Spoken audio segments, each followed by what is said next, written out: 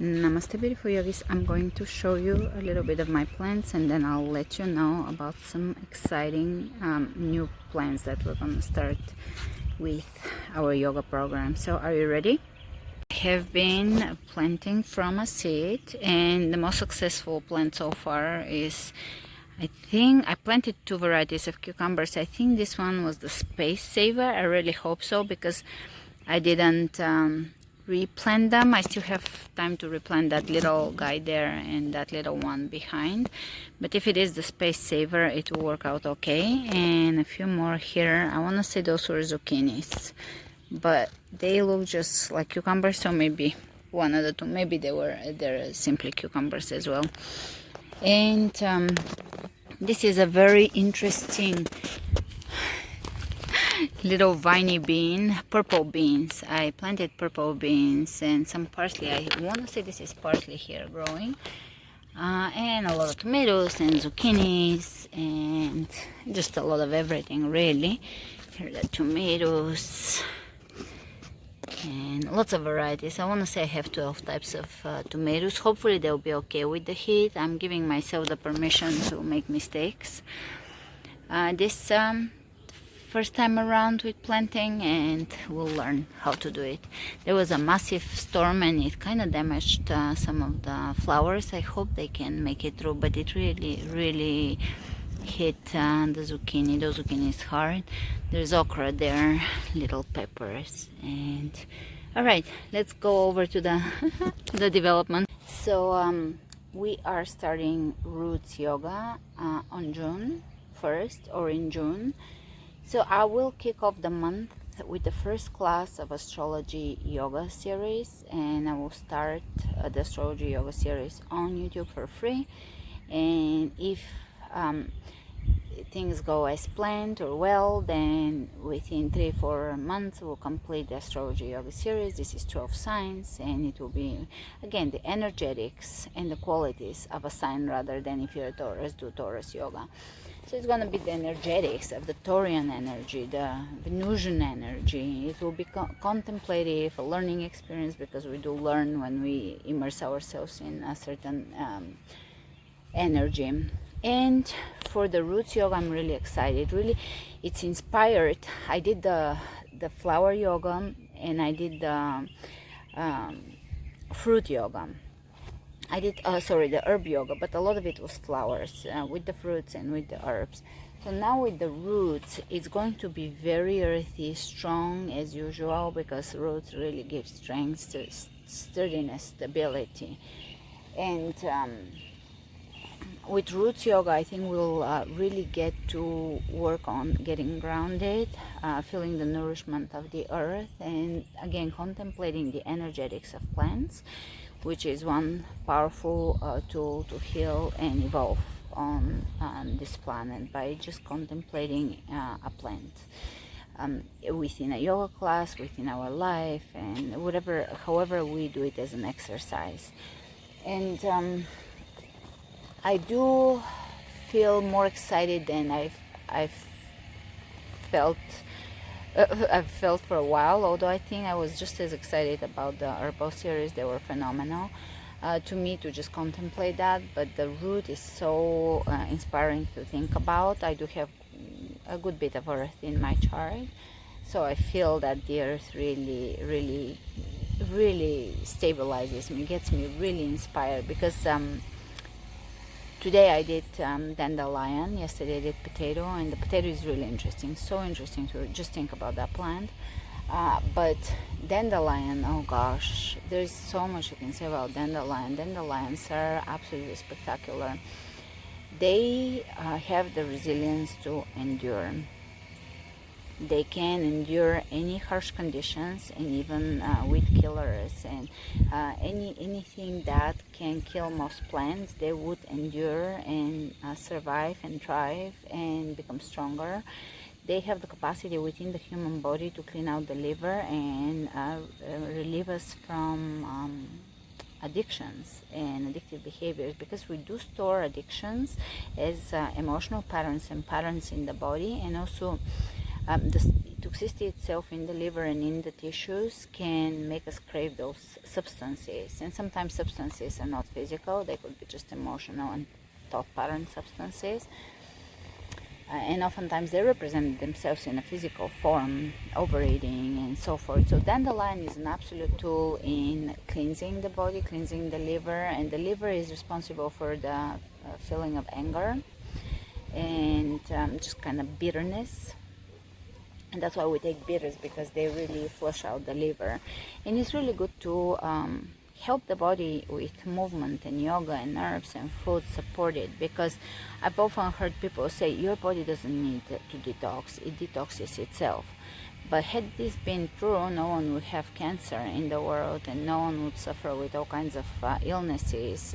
We are bombarded with toxicity on different levels. Sometimes it's just word toxicity, and it's oftentimes our own toxicity. So it's good to examine things, take a holistic view of things, and learn along the way. Dandelion, besides that, is a yellow flower. It's a really optimistic, keeps us in the present moment in an optimistic way. Soaked in honey, it can become dandelion honey and relieve acne and other things, clean out the blood and acne. I mentioned all of this in the class, by the way, and I just showed the class, so it's easy for me to actually say what I just said, because I'm on the same mind train.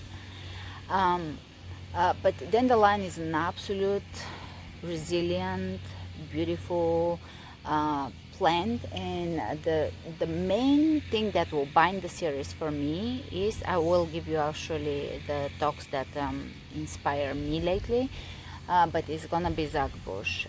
Dr. Zach Bush has been talking about the microbiome and how if we restore the microbiome of the earth, we can restore human health. Every cancer in the body is implicated with certain part of the microbiome missing from the person's gut microbiome, but that is never addressed by medicine. We just address everything with chemicals. We never look at things from a holistic perspective.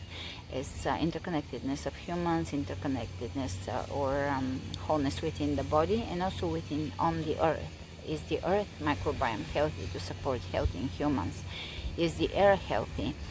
And with commercial agriculture, we hear there some noise. I hope it's not too distracting. But with commercial agriculture and with also with GMO agriculture, we have really destroyed the earth. Let's go inside. I wanted to show you the flowers or the trees.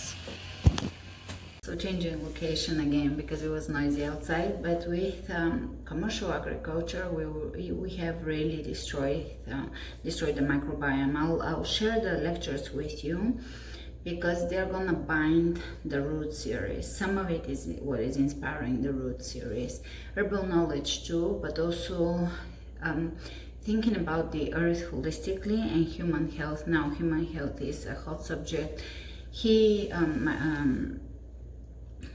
Dr. Zach Bush predicted the pandemic based on the quality of the air quality in different areas in the world and how much Roundup is used and how much that affects the human immune system, so that we can look at things holistically. I feel that right now we're only the way the news and the way medicine is looking at health and even at the current pandemic is, imagine if you have a cancer and you decide to put Band-Aid on it, and that is your solution. That's how you think it's gonna solve it. That is the level at which we're at. Right now we're not thinking, how do we restore the microbiome and not support the same people that destroy it? Because the same people that destroy it are also trying to create the solution, the vaccine. Final destination, hopefully. But there's so much noise today. I'm trying to do a quick announcement, but it's turning into me hopping around the house. Anyways, I'm sipping on dandelion tea. This is my third cup. You see how dark it is. It tastes like coffee. It's quite delicious. Roasted dandelion root, because I wanted to get in the mood, and I do have the dandelion. So Zach Bush, back to that. I want to finish that thought. I'll probably come back with this video another time to just make it more cohesive and more tight, because this is more drifting around. But I want us to contemplate the health of the planet and the earth with this series. So I want this to be a meditation on the entire earth and humanity as a whole, and the health of humanity as a whole, and also restoring of the soil, the earth, the microbiome. He explains it beautifully in his lectures, so I'll link them as we start doing the roots yoga. But by restoring the microbiome, we restore also our own microbiome, because right now everybody has gut issues, and the gut issues are literally the microbiome out of balance, and certain elements of it completely missing and gone because of commercial farming. Now, my understanding and my the way I understand the earth is so complex. Even when things have been done in a lab with a certain predicted result, there is always that element, that reality, the earth, the microorganisms, the human body are so complex that it cannot be predicted what it will do in reality, in the real world, out of the lab. So even if Roundup can kill a lot of things in an isolated environment, and even in the real world, once we back off, and that's what he says, once we back off, stop tilling the soil, because the tilling kills the earthworms, and the earthworms provide oxygen, so that it's not just anaerobic but aerobic environment, and that provides trillions of microorganisms to thrive. And microorganisms are really where it is at. It is on the roots, and the roots, when we eat them, they bring that microbiome, that richness into our body. So just raising our own awareness about the earth, the soil, the health of the earth, the health of the soul, the health of humans. I feel, first of all, it is the solution, and it will bring us to a more holistic perspective of health, and in general, clean air, clean soil, clean water, and all of that. And we have gone really far with destroying the environment, and also the measures taken by the big corporations are not the measures that are going to solve the environment. Not by taxing people and putting people in cities and creating lab food. That's not what we want. And spraying more GMO foods to feed the world. No, we want really to go back to the roots and to really create health and cohesive societies where we communicate, and we are humans by nature cooperative, where we create societies of resonance, communication, where there is resonance, there is harmony, there is cooperation, rather than the direction we're moving in. And we always have to we have to have optimism, even in moments of pessimism, which is okay, because really sometimes things do tip over in a direction that is not light and bright, but there's always this optimism that any challenge can create a shift, and what we need is a shift in consciousness of the masses. We need the masses to shift the consciousness, and we personally to shift our own consciousness and deepen our understanding of health, not our personal health only, but our health as a community, common health as a society, and global health, earth health, and so forth. The Roots Yoga will really ground us. It's going to be strong classes, as you can imagine. Some of them are going to be shorter because you're requesting shorter classes so that you can fit them in, and also, get that strong element. But Roots in general are really strong, and they're integrated into the earth. They carry that element of the microbiome on them. They are the unseen, the invisible, that's happening under the surface.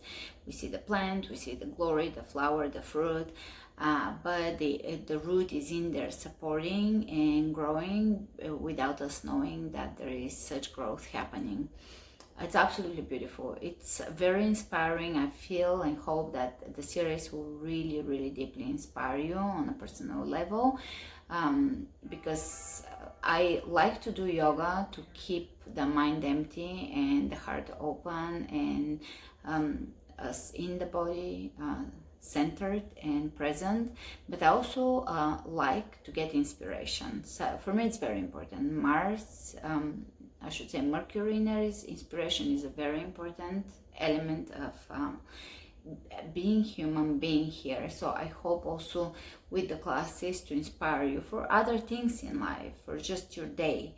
And that's what we're gonna do after the roots yoga. I really want to do, but of course everything is very fluid in the world now, and I am fluid with the world.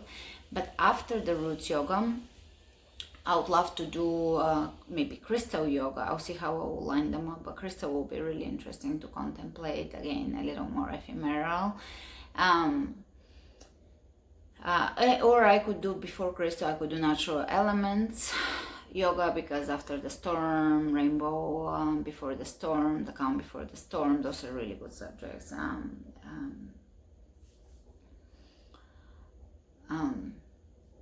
Tornado, earthquake, there is a lot of things to cover within elements, natural phenomenon yoga. So that will be interesting. There's so many subjects to cover. It's quite exciting. That same goes for learning and reading. It's endless. So we can cover everything we want to cover in one lifetime. But with the astrology yoga, it will be extremely interesting for me, because those are my two big passions. Herb is my passion and yoga is a passion, so I combine them in those series. But also astrology is a passion of mine, so it will be good to bring it into the yoga. I already shot the first class, and I asked you to guess on Instagram because I was dressed for it. I won't be probably able to have an outfit for each class, but I was dressed for the first class, and it was Taurus, pink outfit, soft pink, Venusian. I should be the classic Taurian woman, Taurus, Venus woman, because I have Taurus rising, and usually I would ask you for the astrology classes to look at your rising sign.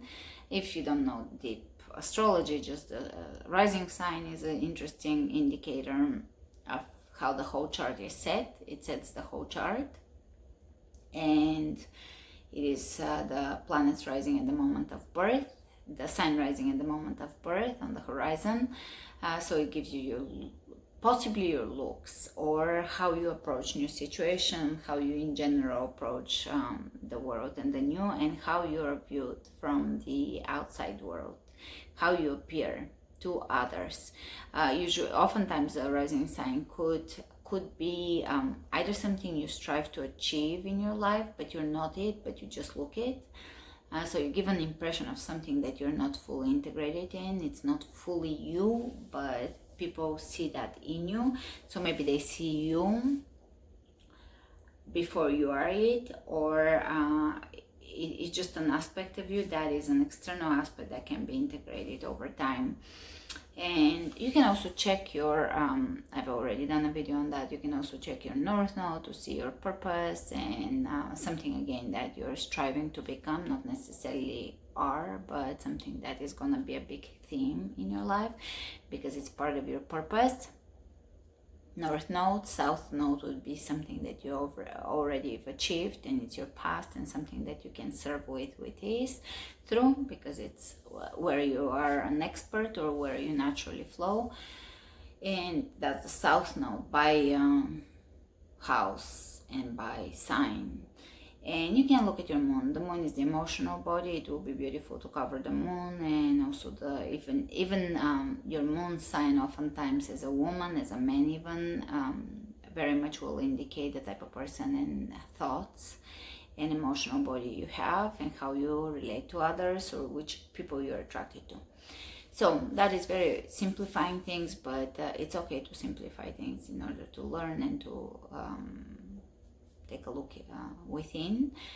So the astrology yoga also will be interesting, and it will be way longer because on On the membership, I've been doing 3 classes for the last, I think, 2 programs for the herbal and for the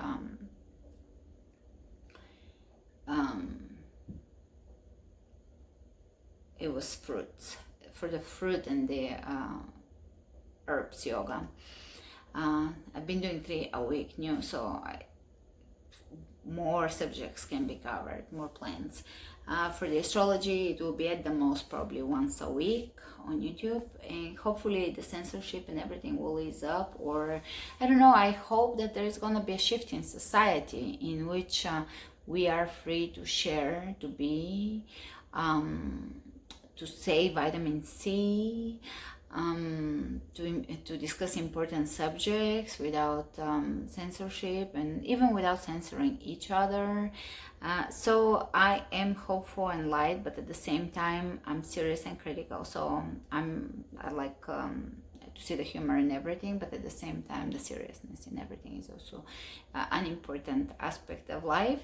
So yeah, and as I mentioned, I do have enough earth in me to feel that I'm a good representation of roots, but at the same time, my rising sign being in Taurus, and I was listening to an astrologer recently, and she said, I said that in the class, with the potato class, she said, whenever I see a man with a Taurus rising, he is always very stocky, sturdy, muscular, and into the body. And for me, that I have always felt slightly disconnected from the Taurus energy, attracted to Taurian people, but disconnected from the expression of Taurus that is about objects, things, possessions, attachments.